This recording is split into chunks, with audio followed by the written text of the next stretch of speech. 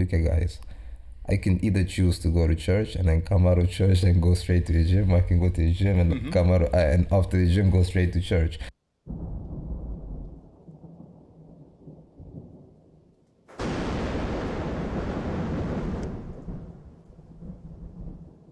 Hello, we are Mindfuuk. My name is Michał. And my mind is Maciej. And we have a guest with us today. And his name is? Amour. My name is Amour. And Nice how do we put you in a nutshell? How do we describe you in a single line?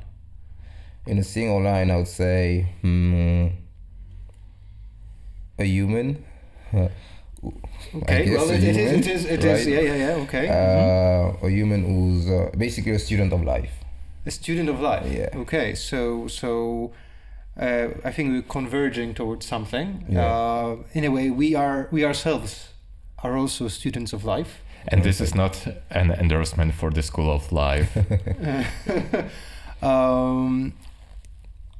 But I'll tell you in secret that when we're not having these recorded conversations, we busy ourselves doing other things other than studying, perhaps, or we try to study through our respective media. Yeah. So what is your medium? How do you study life? My life, how do I study life, is based off of, I would say, body, mind, and spirit, if that makes any sense. So basically, body-wise, or anything physical, I am a physiotherapist, or I am a graduated physiotherapist and occupational therapist. Okay. So, and in a nutshell, I would say physically, I am a person who's all about anything that's got to do with health and wellness. I would say that. And spiritually, I am more of a Christian. Okay. And the other form is more of intellectually. I tend to read, or not so read, but listen to more of very books that are more adventurous and things that has to do with learning about the world, like geography, history, anything close to that. Okay. So that's how I tend to improve my body, mind, and spirit. It's through that. Yeah. In a nutshell, that's what it is. That's what was a loaded nutshell. Yeah. In essence, do you think that people like you are necessary these days in the world, but also perhaps in this country, Poland? And also, do you think that people like you? Okay, sorry, It's a good question, but what do you mean by people like me? I need to know what you mean, people like me, so that I cannot really reply to that question. Oh yeah, so people who basically, because the feeling that I'm getting and the understanding that I have is that you are kind of navigating or balancing the world of the body and also of the mind/soul. Yeah. So does the world need intermediaries or someone to usher the world, people, into one dimension or the other, or to build a bridge between the two? I believe it's building a bridge between the two is very necessary, because it's you can be very focused on one aspect or the other, but it's always nicer when you can be focused on both, in a sense of understanding both worlds, or both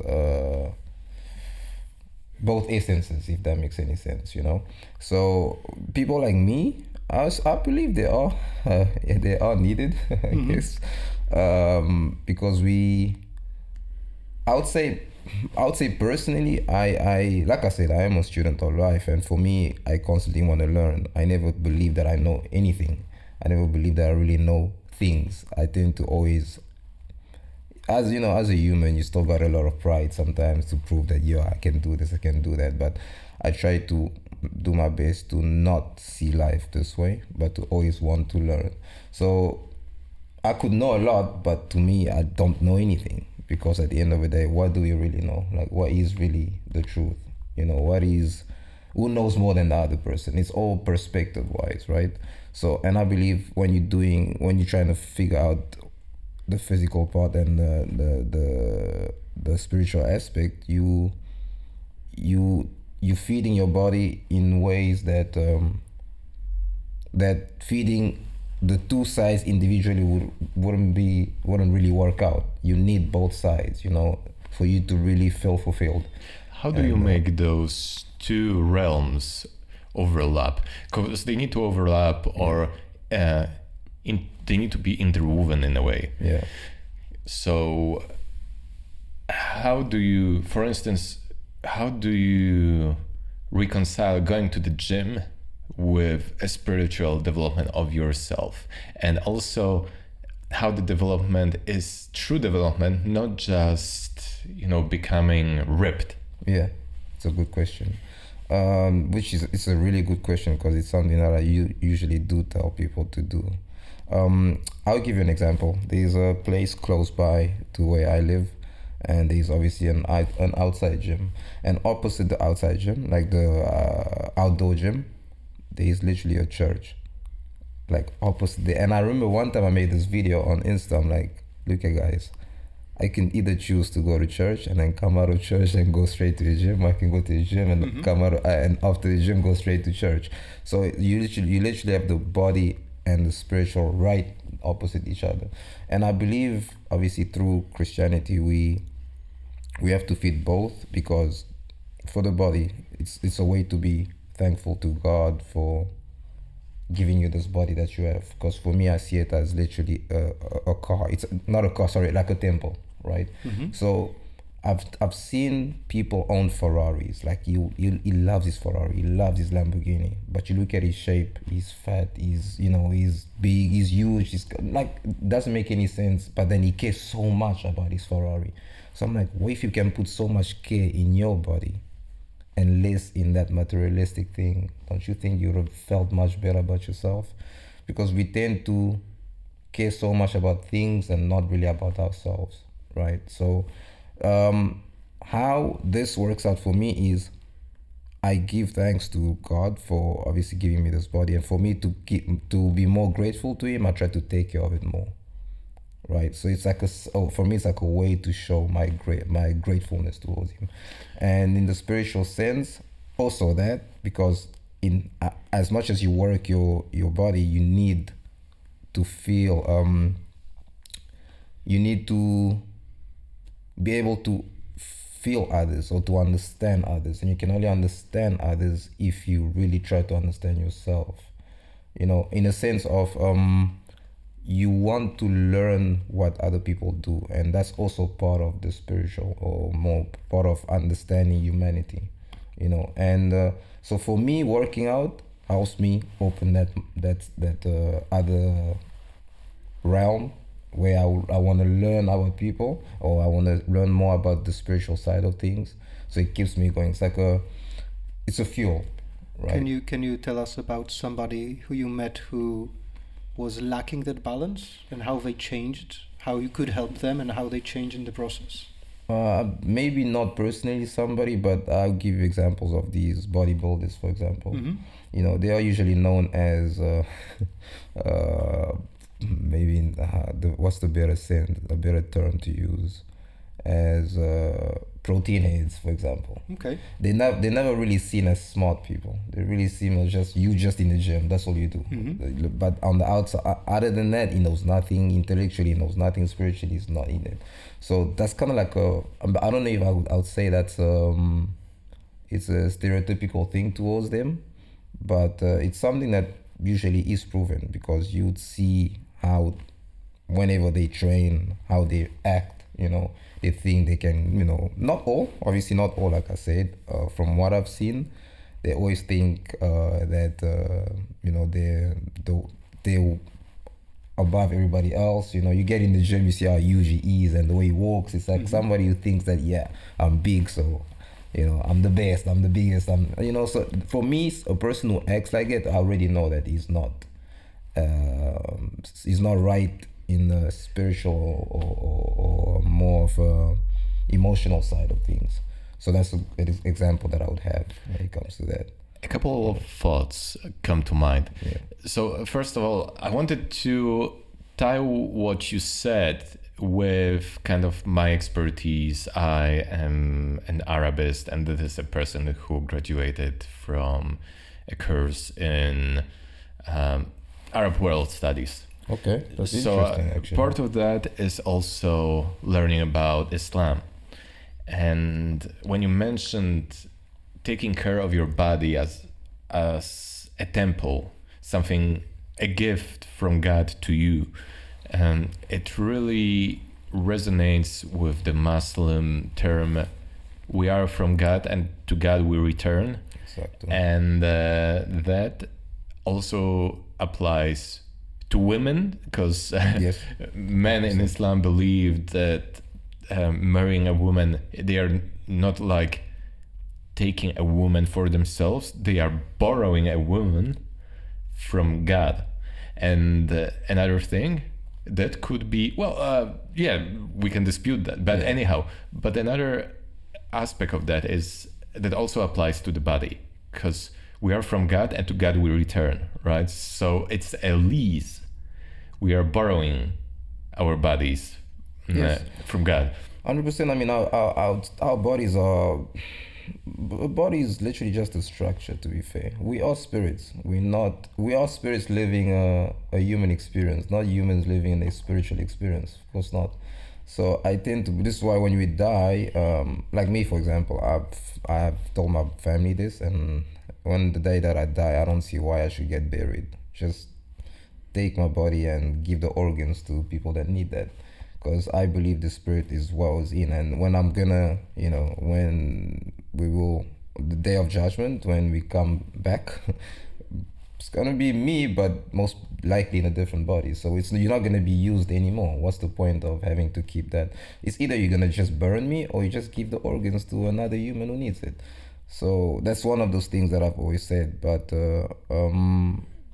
also, while you're alive, you should take care of your body. So that's not a reason why you should not take care of your body. But while you're still alive and you got the spirit in you that God gave you, you definitely should take care of it until the day you die. Because once you die, you're pretty useless. It's like a carcass. You're not needed no more. It's like a car without any parts. What do you need it for?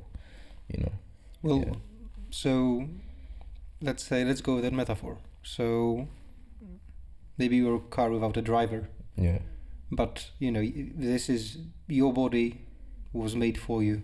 Mm-hmm. It's unique, Yes. and so it does affect who you are. It does affect how you interact or interface with the world. And I guess big question would be here, or maybe your viewpoint is clear, but to an extent I like to think of, let's say, my proclivities as a person, my tendencies, what I react to, what I respond to, as partially being mediated by the body.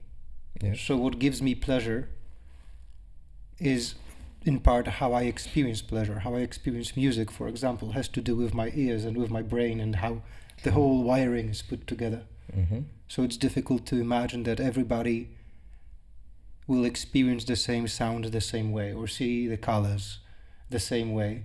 So part of that experience that, let's say, that becomes the spiritual experience of being alive Mm-hmm. is colored by the body itself. And this you're referring to when you are alive, right? When Well, you're yes, currently alive, yeah. I mean, right? I guess if you die, if you leave Yeah. the vehicle, then it's a different matter. Then it's also a question of to what extent is burial for you, and to what extent it is for your family and for people who Yeah. loved you, right? So much of the rites we conduct have to do with a way for the living to be able to go ahead with their lives. Yeah, I mean, while you're on Earth, I guess whatever you do is on you. You are an individual, regardless. Like there's nobody like you. Mm-hmm. You are one in a million, one in a billion, actually. So, how you think, how you behave, it's the same example that you can have. It's gave two twins, I think, and they gave them over to different parents, for example. One was raised with the mom, one was raised with the dad. You figure out that they end up growing up completely differently, and some even different in height, and so it's one of those things that you and I can share the same experience in life, but at the same time we'll never equal to the same outcome. Well, yeah. So this is what, obviously, as an individual, you for sure one in a billion, and your experiences will always be your experiences. So in your line of work, do you see people's bodies being affected by their spirit? Ooh, that's a good question. That is a very good question. As much as I am a Christian,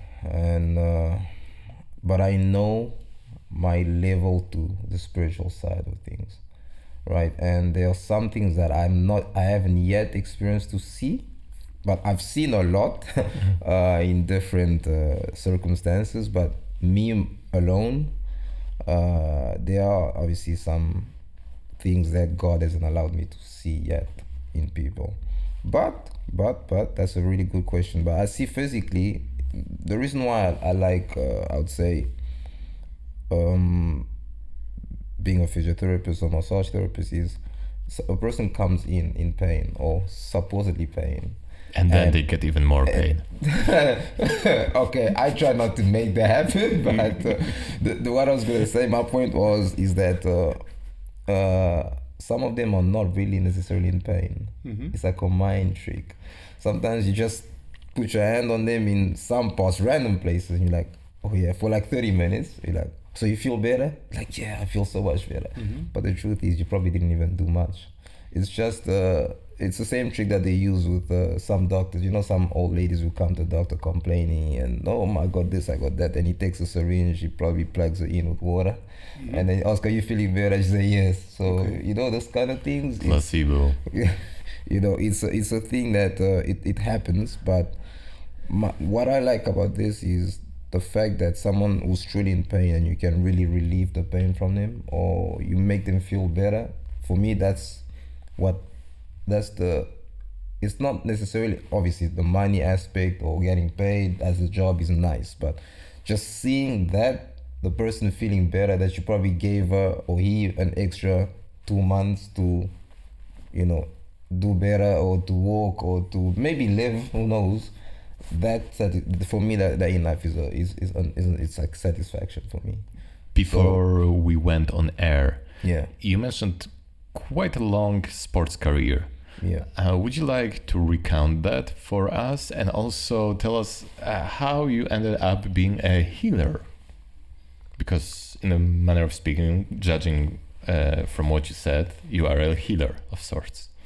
How I ended up being a healer? Well, a healer sounds very shaman-ish. I'm not really like that, but in that term, I could say, yeah. But I mean, massaging and being a physiotherapist is a sort of healing, which you are correct in saying that. Okay, so how do I start? So I started off as a football player. I still am, but not as extensive as I was before. I'm older now, so and so I started off as a football player. And if your question was, do you want me to go into step by step of like how I got into physiotherapy?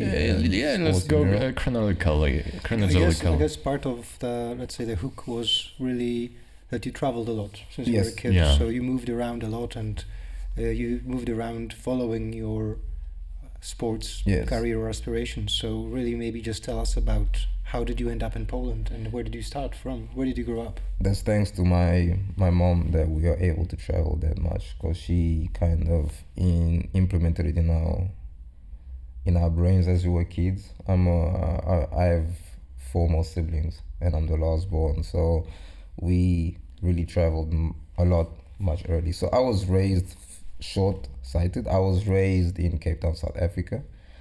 I played football over there. I lived my whole life over there, and then I moved to Ukraine in Dnipro for the first few months, I guess maybe 10 months, and then moved to Lviv where I was playing and at the same time studying physiotherapy and occupational therapy. And I lived there for over 5 years, 5, 6 years, more or less. And that's where I learned a lot of things. That's where I experienced my university life or my independence, because I moved there when I was 20 years old. So kind of I was fairly young, and it was the experience was, I will not say completely like great, but as you're growing, you learn a few things. You learn to accept different cultures. You learn to assess what's around you and kind of adapt to what you have over there. And I would say life was pretty good if I use the term of taking lemons and turning them into lemonades. That was it was a good city, a good country that really I enjoyed. Despite what many people would say or many people would think, my experience was pretty, I would say, 70 to 30 aspects. Okay. So 70% positive and 30% negative, which happens everywhere in the world. You don't really get 100%. And from that, I moved.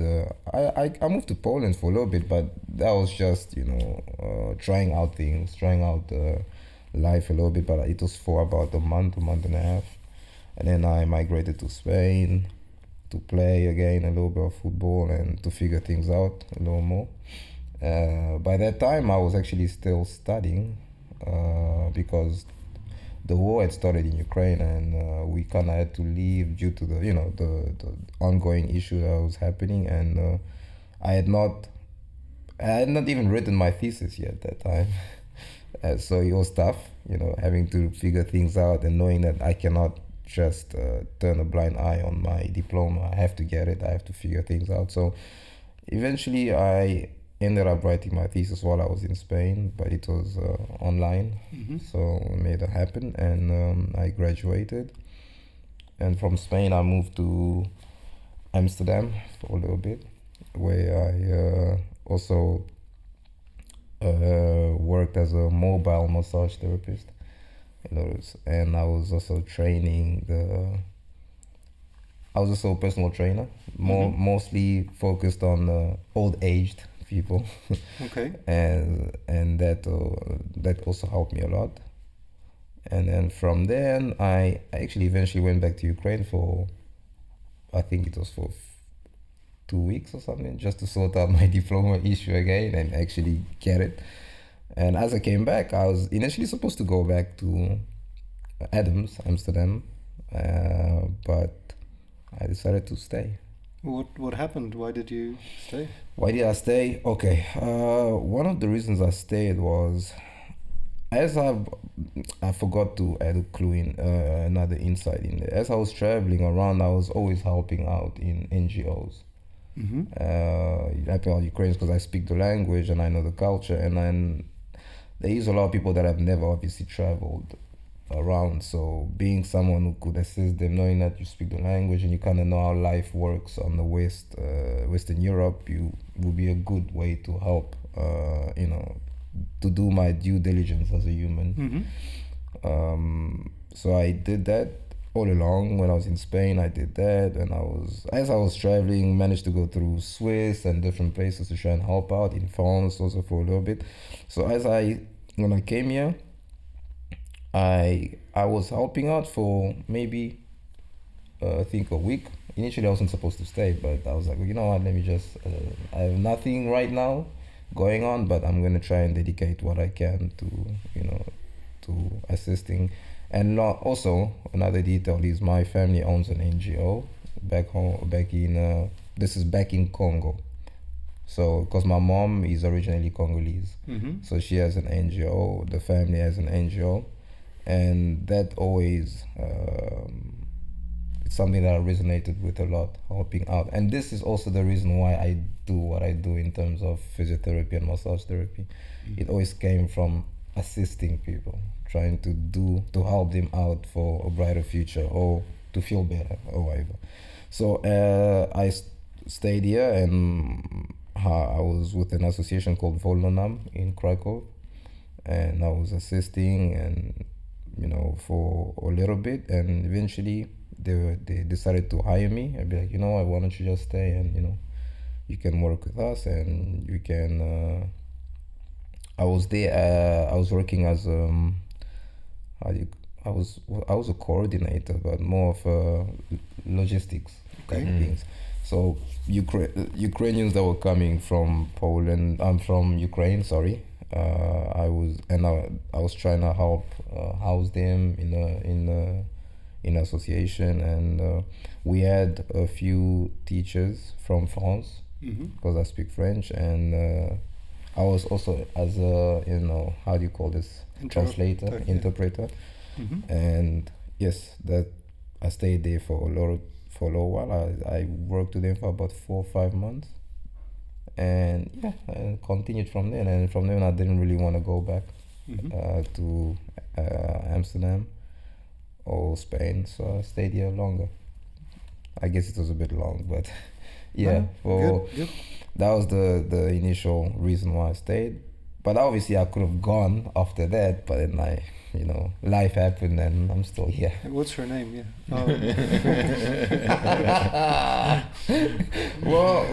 Yeah. So life happened and I'm still here. And that's basically what happened. Cool story. Yeah. When you mentioned your mom's NGO, do you mind revealing what that NGO is and what's its area of expertise and engagement? Okay, so NGO stands for non-governmental organization. For those that don't know, this one is focused more on orphans or children who have no.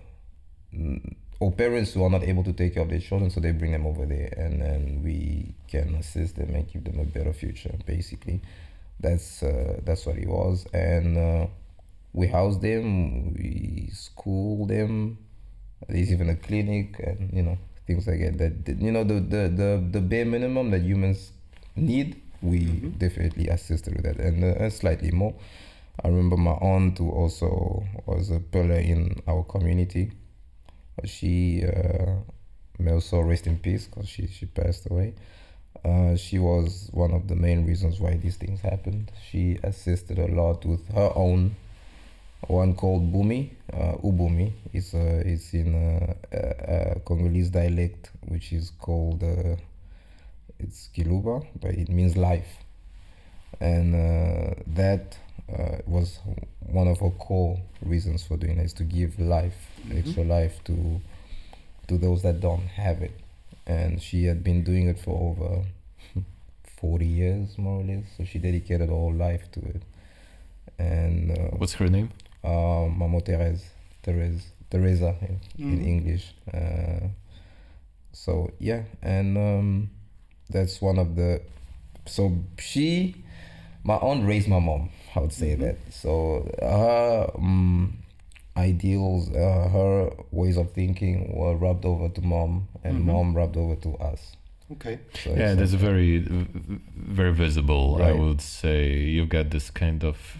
There is this aspect of giving care and relief, to other people. Yeah. So that was put across. Yeah. Yep. And I'm super grateful for that, because it was a good way to be raised. And I would want to raise my kids the same way, kind of with the same mentality. But also, parents are only responsible for 50% of your growth. They give you what they can. The rest is what you do with it, really. So, or what happens to you. Yeah, or what happens to you, pretty much. So, yeah, that was pretty much the case, and how this happened. I hope I answered your question concerning the NGO. You did. Yeah, I hope so. And yeah, that's pretty much that. So what's the difference between massaging an old person and a young person? Well, old people don't necessarily know what they're feeling. In what sense? Yeah, in the sense of, remember the pain. Let's say you got a pain on the thigh. and you tell me that you got pain on the thigh. Sometimes the pain is coming from somewhere else that's causing your thigh to be affected. So you have to obviously kill the root part of things. But with the young ones, they kind of know a little bit more because they do their research about things before coming to you. Okay. Well, from my experience, it's a little bit like that. But with older people, you're not really sure because they don't know themselves. They'll tell you the pain is on the neck, but it's actually which side, on the left, on the, so you really have to be very, very steady with them. Like really, because they confused. They don't really know what's, they can't really pinpoint where exactly the pain is. So you could say, it's on the left, right? It's like, yeah, it's on the left, it's on the left. So you really gotta be a bit more delicate and careful with them. So that's the difference, but the older people are a little more grateful. Okay. And that's also a plus because I know that they're about to leave soon. So me doing that is actually a good thing because it's giving them the joy to live a little bit longer. Mm-hmm. With the younger people, you tell him this happens, but you know that some of these when it comes to young people, some of them, they really inflict these things on themselves. Like you have a choice to not do these things. For example, let's say there are these sports probably called power slap, for example. You ever heard of this? I think I heard it. Right. I think it's the sport where you hit the hit other person on the face. And my question is, and do you like hit? How long do you hit until the other person passes out? Yeah. So or gives up, right? For me, it's like this is completely your choice. Like, why would you go and participate in such a sport? Like, what are you doing? How do people who do that know you? No, but I mean through someone. It's like let's say I had an encounter with as I was a personal trainer, or I am, and we met at the gym, for example. Yeah, I've been feeling some pain here from MMA, for example, from power slap, Okay. And I'm like, really? Power slap? I mean, I'm not going to tell you no. I'm like, come through and let me see what we can do. But that's dumb because whatever I'm going to tell you is going to, where the pain is or whatever, you're still going to go back and get slapped again. So those kind of things that it's really your choice, but you're really inflicting pain on yourself. It's the dumbest thing ever, but to each their own, right? So, yeah, that's pretty much one of those things that are weird. So people, if you do power slap, you know where to find Amour, or actually you don't know yet. So where can we find you, Amour? This is not the end of this episode yet. Well, I will drop my details, I guess. Yeah, we'll put them in the description. Yeah, then people can get hold of me whenever. So, but yeah, if you're doing power slap, I'm sorry, all but power slap fanatics, don't do that. We have your man here, Amour. And he is going to make it go away for like a split second before the next match. I don't guarantee that you're gonna need to see a shaman for that, or go all the way to China to get it healed, because there's no ways. You're kind of creating more problems for yourself in the future, because this is completely optional. Why are you doing that? Like, why? How do you find satisfaction in this? Getting slapped. Okay, so actually that's a question maybe to you again. Like, why do you think people are looking for such an extreme impulse or experience? And pain. And well, it's physical, right? It is exactly. It's, to be honest, it's a good question. I like I said, we're all individuals. We're all going through life differently, and I don't know. I see it more of a addiction type of mentality. I don't know. Some people turn to drugs. Some people turn to things like this. Some people tend to inflict pain on their own. Remember in high school, some kids will, cut themselves, things like that. So it all comes from many, many different reasons. And I would say these are one of the reasons I guess that's how they cope with these things. I don't know. Inflicting pain on yourself makes you feel better. It actually paradoxically it does release endorphins. Yeah, more excitement. It's like you want more, and this is science, right? And I don't shoot people who are doing that, but you reach the excitement for now, and then trust me, in the near 5 years, power slap. That's 5 years. That's not even 10. 5. Mm-hmm. You're gonna wish you never did that. And obviously, there is a difference between the kind of pain that you may inflict upon yourself. Yeah. So like calisthenics or even massage, it very often does have a lot to do with pain, but it is a different kind of pain, and yet still both types of pain release endorphins. So there, it's like the same reaction, but the benefits, well, differ. Like you said, calisthenics, for example, I'm a huge fan of calisthenics. I've been practicing since I was 15 years old, but that's also because I'm a football player, so it wasn't something that was difficult to get into. Mm-hmm. But the reason why, for me, I would take any calisthenics pain any day, because I know within a week my muscles get better, I'll get faster, I'll get stronger. Ha, you're addicted. No, I mean, I'm addicted to seeing progress. Yeah. Right now, if I'm getting slapped every day, how is that? How am I seeing progress? I'm rather seeing destruction. Like I'm getting destroyed. That's so for me. That kind of pain, it's positive pain because I'm improving. It's making me better. I will be different next week. Mm-hmm. I'll be better. But you just getting worse. How about this? We just let life slap us. Exactly. You see, that's and cool. let's not just steal the job from whoever is orchestrating all of the. Let life do the slapping. That's good enough, right? It's already doing that, so let it continue. And you just gotta have to do is dodge the slaps as much as you can, But it's one of those. I don't see why people do this. You're a boxer, fine. You're getting hit on the head for money, and so it's. If you're getting slapped on the head for money, they don't even make money over there. I don't know what are you doing it for? For self? Yeah,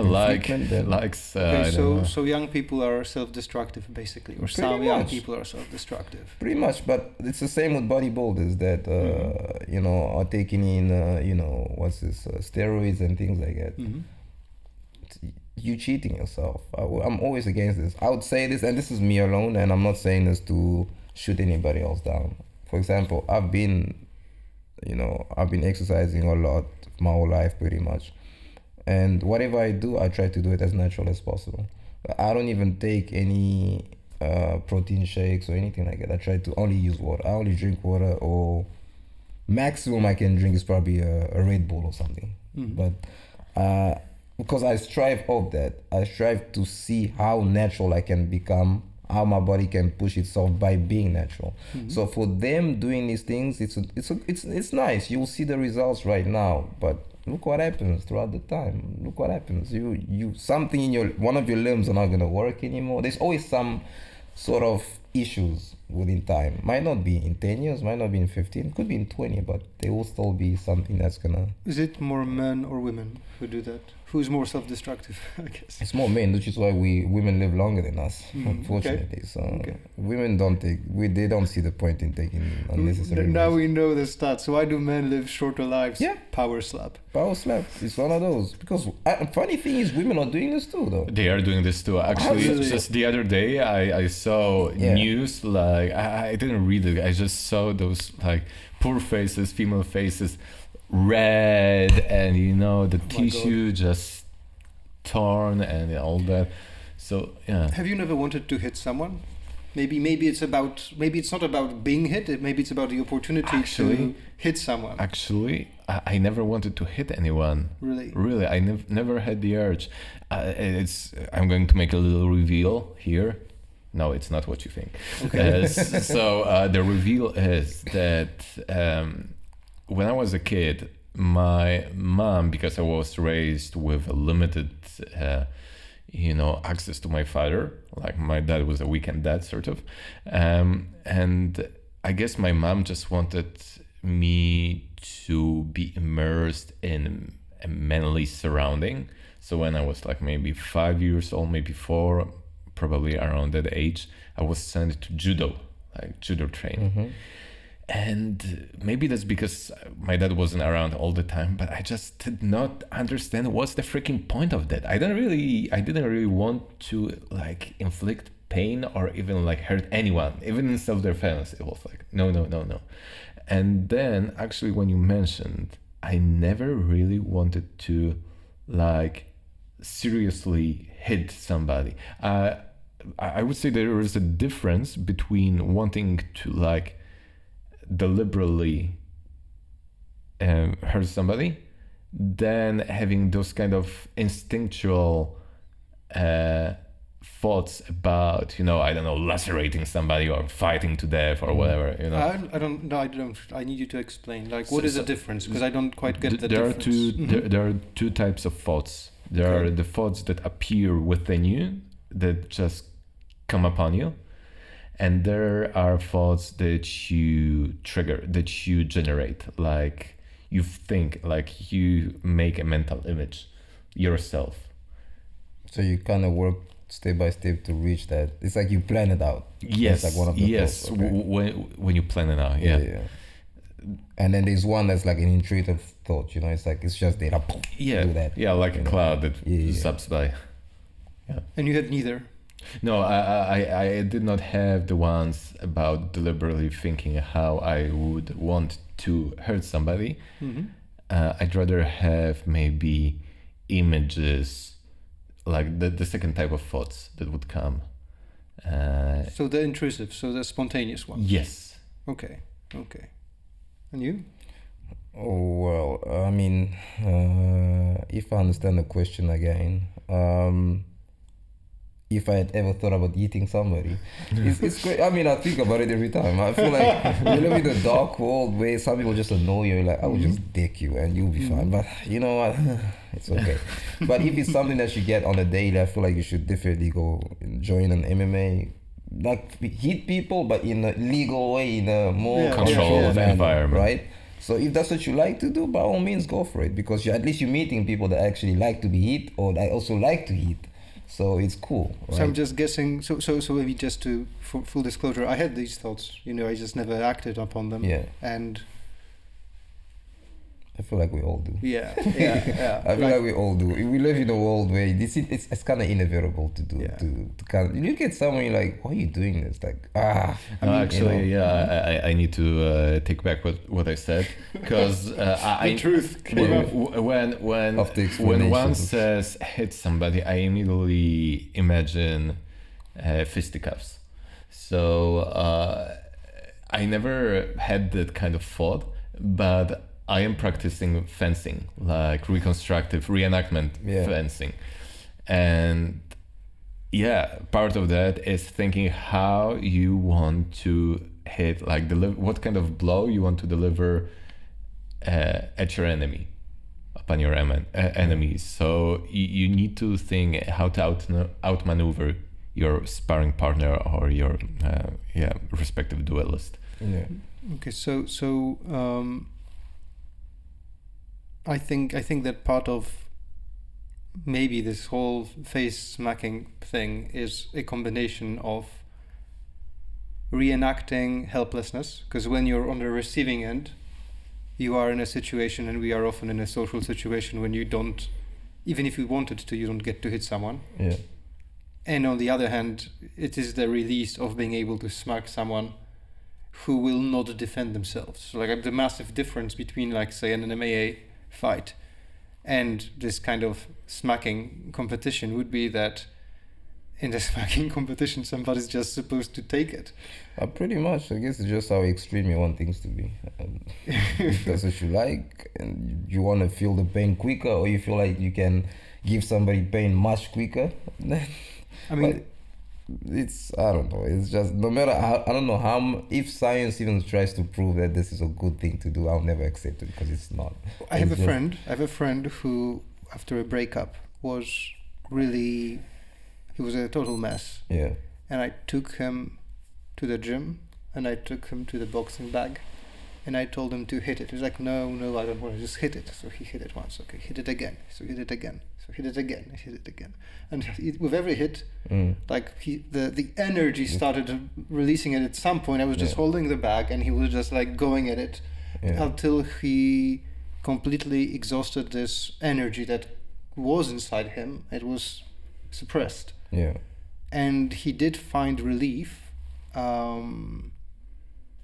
Whether it was something that stayed with him and for how long it was enough, that's another question. But I definitely witnessed a situation where somebody's frustration turned into physical Yeah, I mean, space and action basic, helped. basically he released his frustration pretty much. This is nice to release it on a bag because Well, yeah. you're not affecting the bag, right? The bag can't fight back. Yeah. But now if you're gonna do that on another human, that just doesn't make any sense because And you may know something, I think, or two about, releasing the kind of energy on a bag. Because recently I've seen you, punching a bag.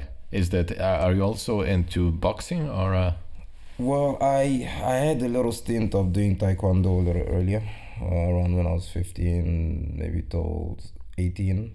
I had to choose between taekwondo and football, so I had to go with football because the how do I say it? The schedule usually used to collide exactly, and I could not do both. I still had school to do and all of that. It was a lot, and that's my favorite fighting style is taekwondo because they focus more on the legs, and I'm a huge fan of that. But speaking of the fact that I'm a big fan of martial arts, huge fan. So everything that you probably saw me doing, it's just things that I watch, and I just practice it on my own. And I started to, like yesterday, I tend to skip a lot as a warm up, but there was no skipping rope. So for me to warm up, I started, eating the bag a little more, and it's fun, but more joy doing that. And I figured, nothing wrong with it. So I just continued doing it. So,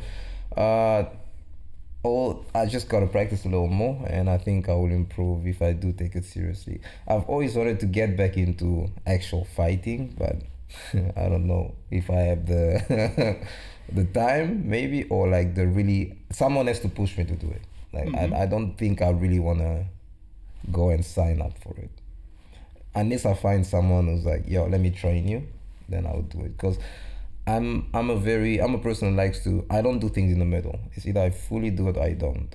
I'm not neutral like that. Do you have any injuries?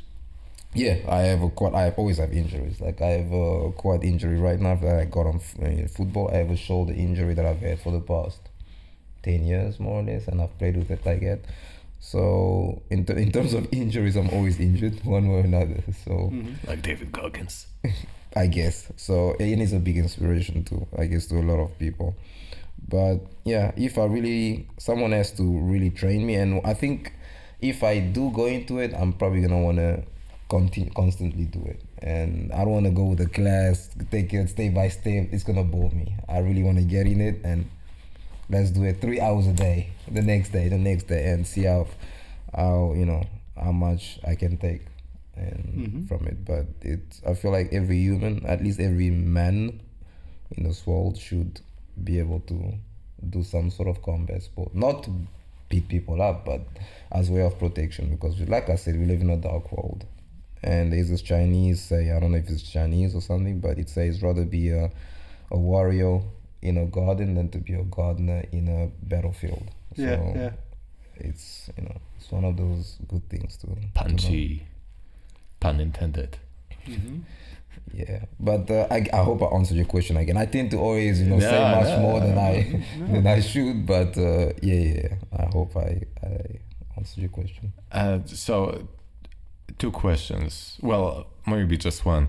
Do you think people are inherently good or inherently evil, and they need to improve themselves in order not to succumb to the dark side entirely? Good question. Let me think before I answer this. Let me just gather my thoughts a little bit. Okay, so good and evil are 2 sides of the same coin. I always say this. Everybody's born good. That's what I tend to believe. And God is not the author of bad. God is the author of good. And as a kid, you're born. I give this analogy a lot. You are like a fresh computer, where nothing has been installed, no games, nothing pretty much. And then your parents are the ones that are starting to install these things, like, these ideals, which is like games, Excel sheet, this kind of things. And eventually with life, or as you experience life, there will be some viruses that are getting, affect the computer. And now, how you deal with them will always be up to you. It's another reason why I say, I'll tell you this. I do come from, my past has not always been that good, that nice. So my circumstances in life have been really awful at times. But if I succumb to those circumstances, I would have been a really bad person. So it's another reason why I say you can come from two good parents, amazing family, but we've seen examples of the offspring being an awful person, becoming a serial killer, for example, going through this, going through that. And you've also seen examples in life where you are born with parents that are alcoholics, and there's one in the family who's never gonna touch alcohol, ever. But there's another one who literally succumbs to the parents' faults that that he's seen. So it's again one of those things that I say depends on you as an individual. You choose whether you want to become bad or good. It's really up to you. It doesn't really matter how you are raised. I don't really believe, and it's one of these things that we use these days as a way to, we use it as a way to really tolerate a lot of nonsense from people. They might be serial killers or they might be really awful humans, and what are they gonna say? We gotta go back to his past, he really grew up really in an awful circumstance and his parents are beating him up.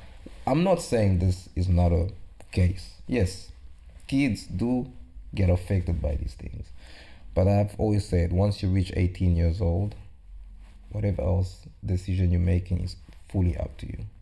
Because I've seen kids that were beaten up. I've had examples of, I was in an NGO or orphanage. I've seen kids that are dropped off by their parents that used to treat them as devils and things like that. But you see within 10, 15 years of giving them a different perspective of life, they grow up having great families and never wanting to be what their parents were to them.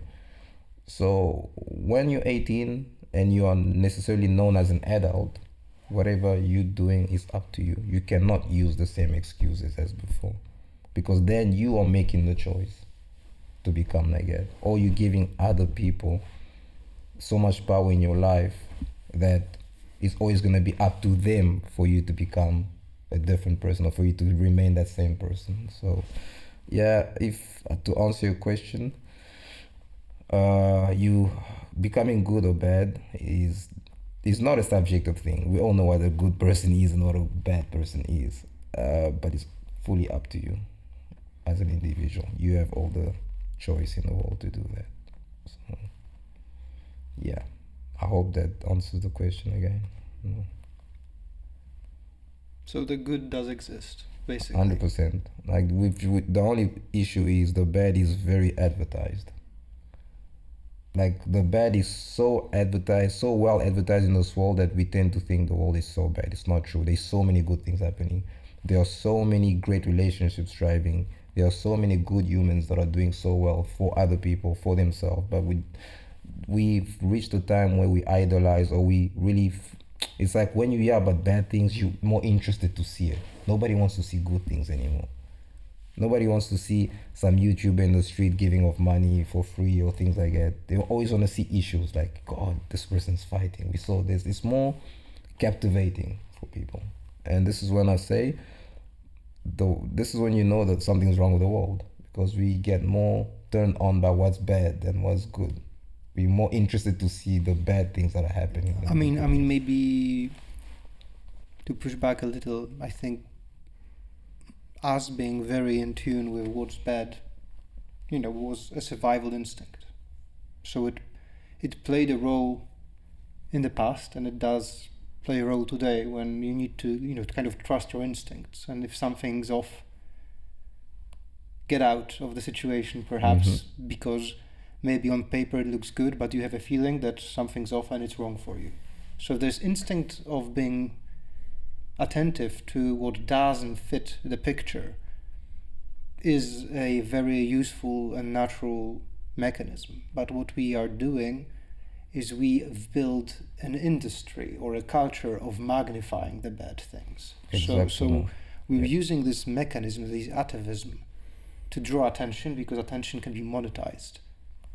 And so we are becoming inundated with slop, you know. Just a spin on what you said. It's pretty much that. I mean, what you said is, I feel like you added to a lot to what I said. It's news channels, CNN, all these things, you know, even the police channels. Most times, where are they ever showing the good things that are happening? Very rarely. And I remember in South Africa, we have this channel called ETV. The news is 30 minutes, right? And for the next 20 minutes, it's only this person got robbed. This thing something happened. I promise you, 2 minutes towards the last part, that's where they show something nice that somebody did. Yeah. This person went and, you know, donated to an orphanage or things like that. He only gets 2 minutes. Mm-hmm. That's when I knew. And thinking about it, I was like, how do we not see this? Like, how are people not seeing that something is wrong? And it's not because there's only bad things happening. I refuse to believe that. We can focus on the good part. Like, I've seen so many good things happen. And obviously the news channels, they control a lot of narratives. So mm-hmm. the more you push these things on people, I promise you, I don't even watch the news no more. It's something that I stay away from. Because it affects me. No matter how much I would say, no, I'm like this, I'll never get affected. It's impossible. You would see something that will annoy you, and automatically it will screw up your day. Because it's a human thing, and they pushing on that because that's what sells, you know. And it's not cool, but that's pretty much how the world operates now. So what do you do with this? I try to remove myself from it. I just turn off your phone. Yeah, that's the best option. No, I just put an app that keeps me away from from TikTok and stuff like that around 10 o'clock, for example, and go to sleep. Or I just don't watch news at all. So yeah, it's good to be selective about the information, the kind of information that you take, and that comes from a horse's mouth, because I am complicit in this industry of fear. To put it shortly, I am a journalist. Yeah. Okay. So it's a funny thing, isn't it? When you ask a person working at, at big farm, they are going to tell you, don't take this thing, don't put that thing into your body. And then you ask a teacher working at a state school, don't send your kids there. And now you can ask me, and I'm telling you, yes, don't watch news, or watch cultural news. That's something else. Or maybe history, like documentaries. That's something else. But also you need to sieve out the kind of documentary that is like just super gloom. I like to give an example of good documentaries. And that's going to be a bit obvious, but to bring up Werner Herzog, who's like the king of documentaries, especially the kind of documentary that is more dreamy-like and maybe more experimental. So it is an experience in itself. And something that's immersive, and it not necessarily shows you, even if the topic is, I don't know, Somalia, let's say, or the current situation in Sudan, then there needs to be, the topic needs to be given a good deal of variety and different viewpoints, right? Not just to kind of smear you on the ground, across the ground, right? It's a good point that you put out there. That, if I can add on, it's cool because, let's say, these documentaries that they usually shoot in Africa, and it's mostly just trying to make Africa look so bad, so dirty, so this. But I promise we have literally everything that everybody has in Europe, probably even to and it's so much cheaper, and it's they don't show you these things, and that's the reason why I don't watch these things anymore, because I'm like, I already know what to expect over there. I'll give you another example. I remember in primary school, we had this let's say cultural studies, and you read a book basically about Tanzania, example, and then you look at the author is a white man. I'm like, how you gonna tell me about what's happening in Africa? You never really lived it. Like, you cannot have you can't. I would have loved to see a black author right there, because I know he experienced it, and it's more appealing to that because he is actual African. So it's crazy that we never saw these things as we were younger. So as you get older, you just realize that, damn, I really want to see a Polish history book written by Kanye West. Imagine that. I'd love that. Imagine that. Dude, it'd be sensational. Imagine that. Like, I'd be like, what? How is this? So it doesn't make sense. But a funny thing is, the school would actually have those books, which for me is like, oh, you guys actually selecting what books you wanted kids to read, but you're an African school, but they teaching you about studies of Africa, and there's a white author. What are you talking about? I'm not saying you cannot have like, he didn't go there to see what's going on, but it's not the same. You can never tell me that I can come to Poland and learn and live in Poland 20 years and write a book about Poland that Polish people should read on. Yes, I can, but still, my experiences will always be different from you, who's an actual Polish person. Maybe I'm willing to admit that if all of your books were written by white people, then clearly the stats are off, right? Something maybe exactly is amiss. Yep. And that was which is true, because most of them are written by white people. I'm like, how? And I'm not trying to make this into a race thing. I don't even like that. It's the truth. It shouldn't be like that. The truth has come out. Yeah. We always say this. I've heard this, I think 2 days ago, and they say a person is racist. Yeah, and I would say not everybody is racist, but everybody has a stereotypical bone. So what are white people like? It depends where you're from. Like, white people are different. I mean, Slavic nations are different from, well, America is not necessarily like a cultural nation. Or Germanic, yeah.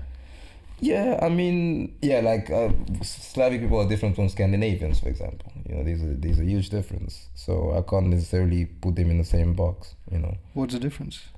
I didn't live in Scandinavia well enough for me to really know the difference between the two. But from what I saw, I mean, Scandinavians seem to have life a little bit more easier, more calmer. They are more about their business and just go back home. Slavic, you're trying to get me in trouble, but no. I see what you're doing. No. Slavic cultures are very welcoming. They're very similar to African culture in terms of hospitality. I like that a lot because we are very, very welcoming. But I only say the good part. The bad part, it's not necessary. I'll focus on the good, not the bad. Yeah. What are black people like? Black people depends. Also, we are different, which is funny because people think we're the same just because we are, black. Okay, so what are black people like in Scandinavia? Well, I wish there was a certain, criteria about that, but yeah, unfortunately, like Black Americans and African, actual Africans from Africa, are totally two different breeds, How so? Ooh. Okay. Obviously, like I said, Black Americans, this is my personal experience. I'm not speaking for nobody else but myself, okay? Please take notes. Yes, please take notes. Not that I really care, really. Like, people come with their own judgments regardless of what I'm gonna say. So, you know what? Pick out what you want. So, there's a reason why Africans from Africa don't really get along with Black Americans. Because Black Americans they are very, very, they're very racist to their own race, believe it or not. But they definitely are. Maybe, like I said, it might not be racism, but it's very stereotypical. There's a stereotype between Americans, Afro-Americans and Africans. So that part, they always they think that they are better than actual Africans. Even though we're the same skin tone, but they always think that your country is probably better than some countries in Africa, but you as an individual does not make you better than me just because you're an American, right? So it's things like that.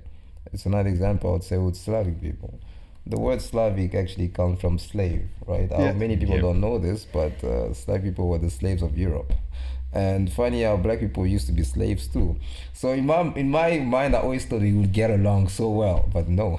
It's like the other slave trying to enslave the other. You know, it's yeah. Many people actually don't know that the Slavic word comes from the word slave. I'm not trying I to believe diminish it's them. the opposite, like that the word Slavicus was derived from the Slav, but maybe I'm wrong. But Yeah, Slav so we is- had this yeah. discussion with David Yeah, Kennedy on yeah. our Polish channel. Yeah. So yeah, there are two theories. One is that the word Slavic and Slav indeed came from Slavicus, which means a slave, Yeah. and that's where that's how slave came from Latin. But there's also another theory that says that the word Slavicus came from a Proto-Slavic word that had a similar sound, a similar articulation to the now Polish word, for instance, Sławić, which means to profess in a way, to articulate, to make widely known in a way, broadly known. Yeah. So basically, it's as if like so many Slavic people were sold as slaves Yeah. that the word Slavic became tantamount to slave Yeah. in late Latin Empire. Mm. And anyway, yes. So 100%, like we are, in a way, we have more slaves in our DNA, perhaps, Yeah.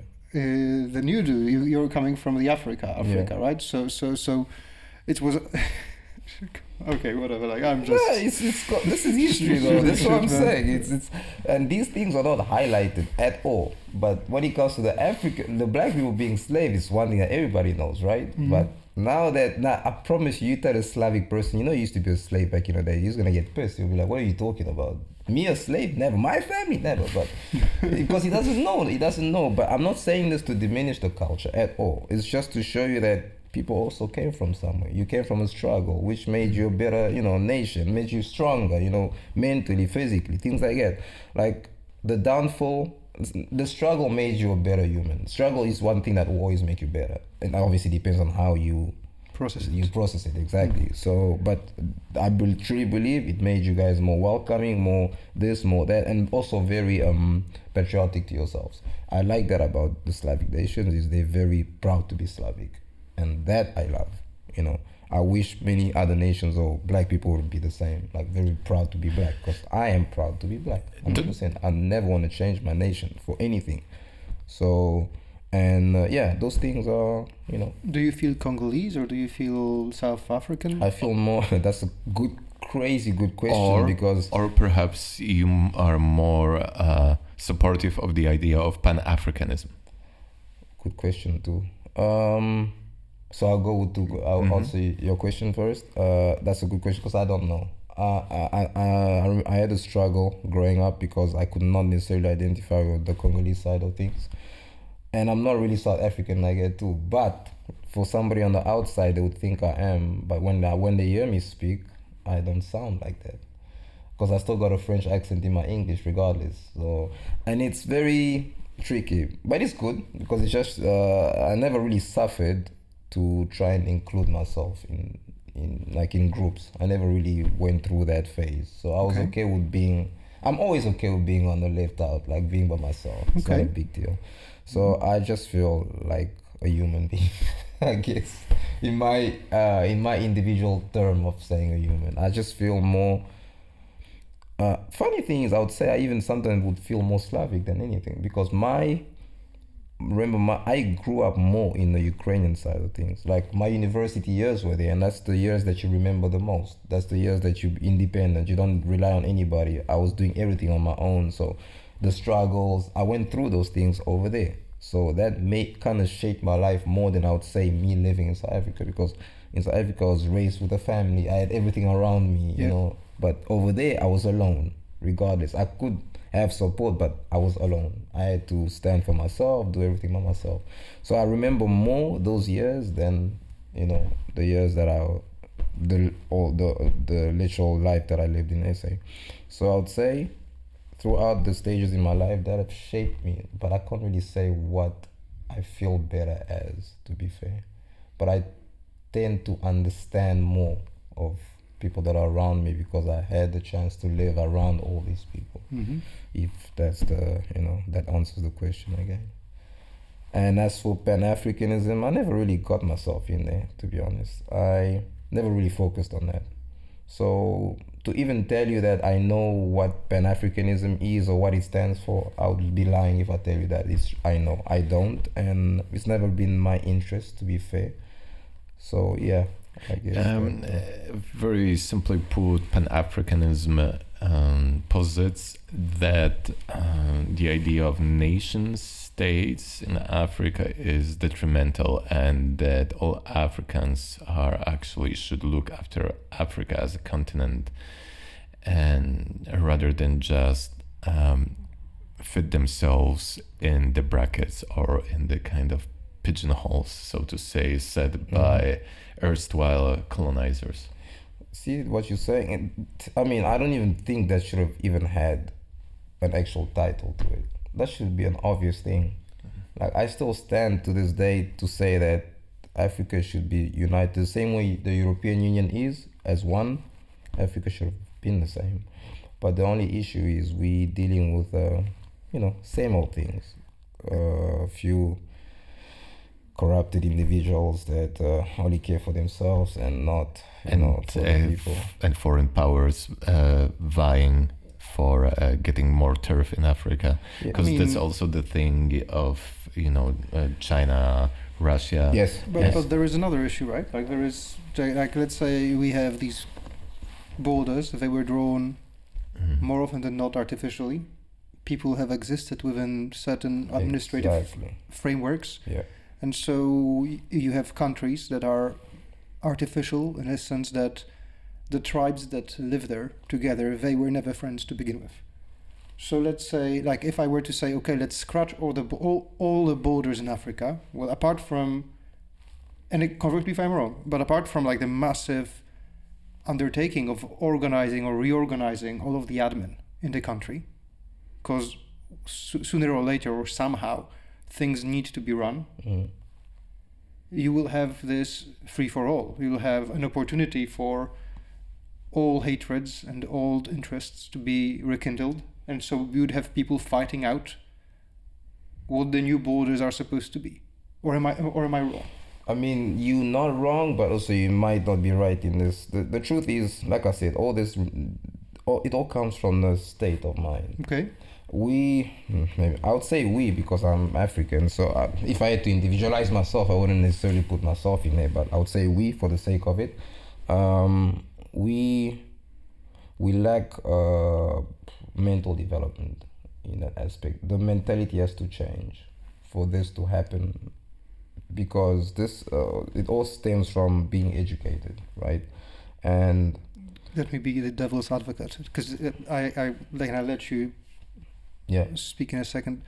One of the things I like to say that I believe to be widely insensitive is that part of the issue with ideas, like highfalutin ideas or ideals of how world should be, is that the average IQ is 100, which means half the population will be less intelligent, half the population will be more intelligent. But the idea of we need to create a world where everybody can have a place and work together. It's not like accommodated. You don't get to, let's say, educate everyone to a PhD level and then be like, let's figure it out after we're all educated. That's not going to happen. That's true, but I wasn't gonna say that everybody needs to be educated on university level. I just meant even on primary level. Remember, kids don't even go to school. Some kids don't go to school. Same as in some schools in some places in India, even in Europe. I mean, I'm sure there are some areas where kids struggle to go to school, but it's not really the case,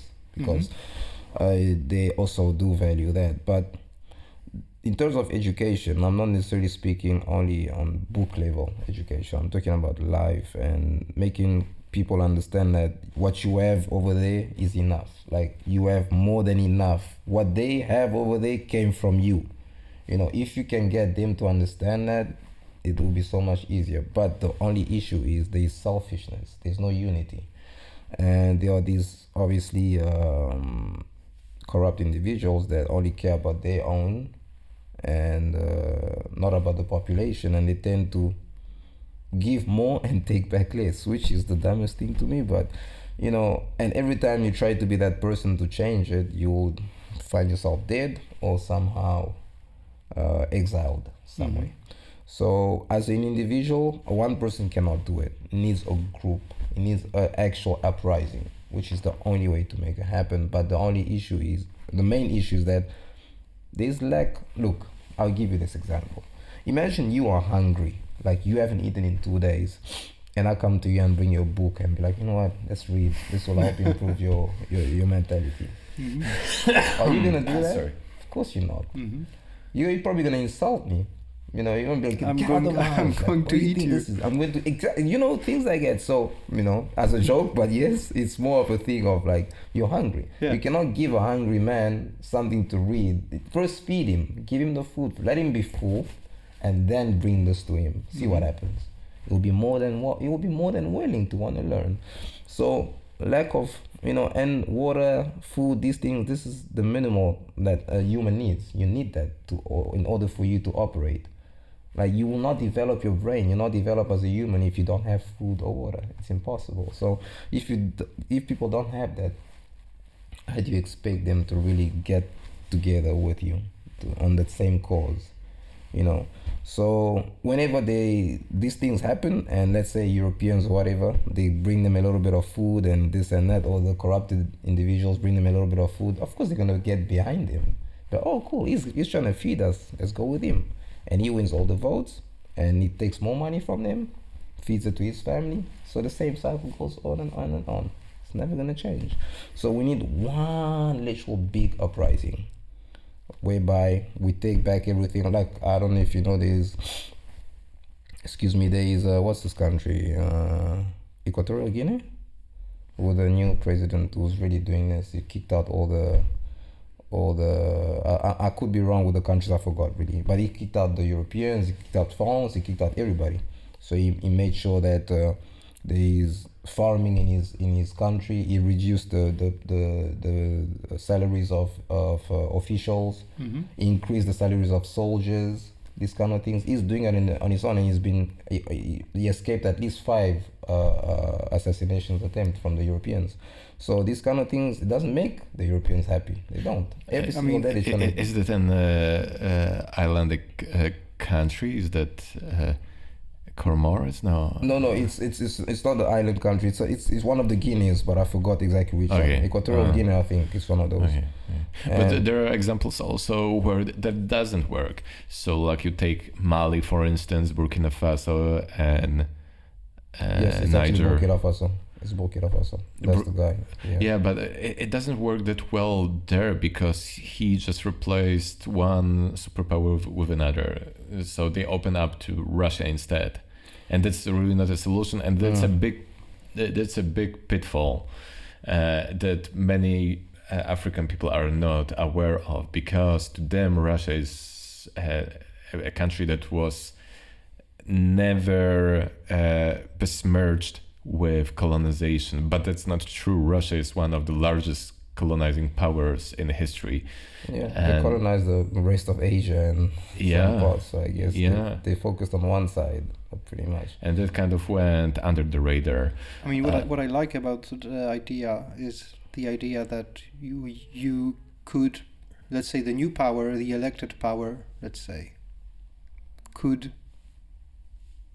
force large-scale change or could change the systems. And the big question is to what extent should the systems be interchangeable? Like to what extent you can fire all people of, let's say, one kind and hire your own people. And I believe that England has a problem of that kind right now. So what they've done is Poland has a problem of that kind, pardon me. Well, so I think these are two polar opposite problems. So what England has done is they have put a law in place wherein the new cabinet cannot fire and hire new bureaucrats. So they can't, you have a new minister and he can't fire everybody else and hire his own people. So what happens is that if people who are left behind by the previous minister. They just get to stay there. Yeah, they get to stay there. And if they disagree with the new minister, if they disagree with his politics, they can do shit job. They can provide him inaccurate information. And he can fire them. And he can fire them, which is madness, right? That don't make no sense then. What's the point of him even being a prime minister in that case? I mean, then in that case, I hope it's well paid, because clearly you're a very well paid actor and you need to just get rich before they kick you out. Because like, how are you supposed to govern if you have no control over the structures that are supposed to carry out your agenda? And then I guess in Poland we have the opposite problem, or we like to talk about it as TKM, teraz kurwa my. So you have a change in politics and suddenly everything shifts. So both extremes don't seem to work. So maybe we should translate TKM. So I know what it means. I can't understand. Yeah, but the viewers. The viewers. Okay. It's our fucking time. Turn. It's our turn. Yeah, thank you. Our fucking turn now. Yeah. We need to do a lot of bleeping, but anyway, we will do that. Hopefully. So. Or not. Yeah. I guess. Who cares, isn't it? It's okay. So if we do go, like you said, yes, they just pretty much they're replacing one evil for the other. Yeah. So that's pretty much what some of the nations are doing, but also. Russia is known as, it's a communism type of style of, of politics, and he tends, the president of Burkina Faso, he tends to be more for that. So far it's paying off. Let's see what happens within the next 3-4 years. Let's see what happens. Because there's actually more order in terms of officials. They are more scared. They are more there to do their jobs. There's more of a stricter aspect of things. You don't do this, I'm not just gonna fire you. I'm gonna jail you. I'm gonna put you in prison. And I feel like this is something that should work in many countries, and this is why I stand on this a lot, but I don't know. I stand to be corrected, right? This is why also a lot of monarchy usually used to work. Yeah, so monarchy works better when you have a good monarch, and it is terrible when you have a bad monarch. Right? So and definitely what changed is that we live in times, and again, this might be widely unpopular, but I think part of the problem we have with modern bureaucracy is there is no consequences. Yeah. So when you would have a revolution in the past and somebody was a ruler and lost the power, they killed him. Yeah, they so killed him. you actually paid a price of some kind. Exactly. And right now you get to, I guess, be an official. You were elected. You stole money. You swindled someone. And now, so now you don't get to run the country anymore. And are you kidding me? That's all. That's the only consequence I get. That's fine. All the money I stole, I'll probably have villas in different countries right now, and all is good. So there's really no consequences. But Michael is getting bored. Michael, I think you ought to check out the phone, because I'm not entirely sure if the thing is recording. Oh no. Yeah, well, then it's gonna be the podcast by audio. Maybe. Yeah. Like we'll. Oh my god. What happened?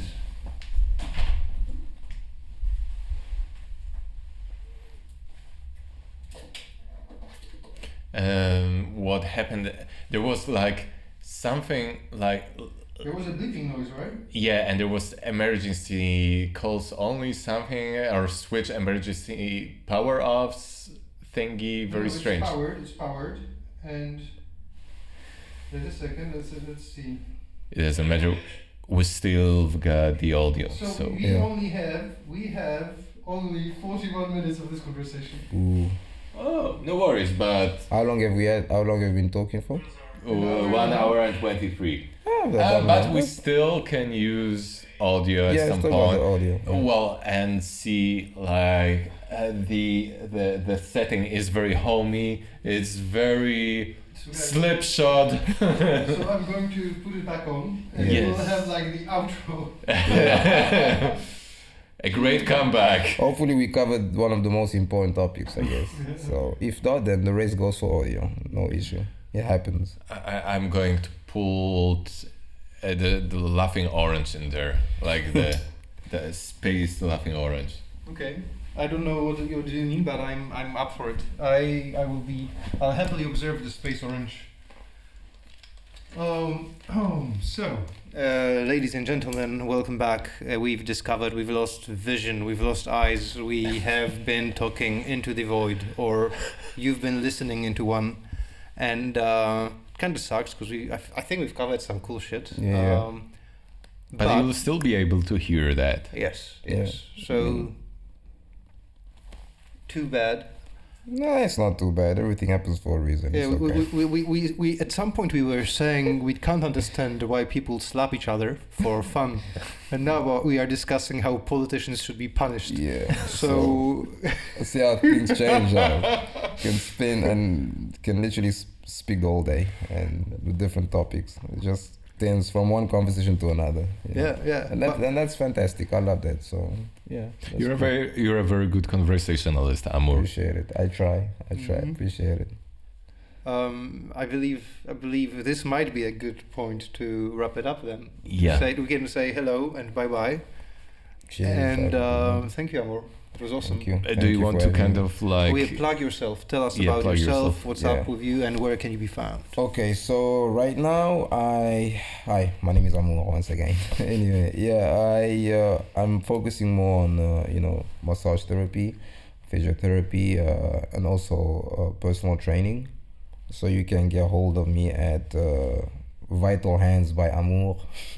That's on my Instagram page, and phone number, if you can always text me or whatever, and WhatsApp or call. Just don't call. Text me and on WhatsApp or message me. So it's on 510-245-790. One more time, 510-245-790. And yeah, and once again, thanks for having me, guys. I truly appreciate it. And I mean, this was a brave choice to just give your phone number to yeah, they internet. can have it. What's gonna happen? All right, man. We're about to see. Find out in the next I one. mean, if anything happens, I'll just block the number and get another one. It's All right, man. All right. Yeah. Thank you. Thank you. Thanks. See ya. Cheers. Bye. Bye.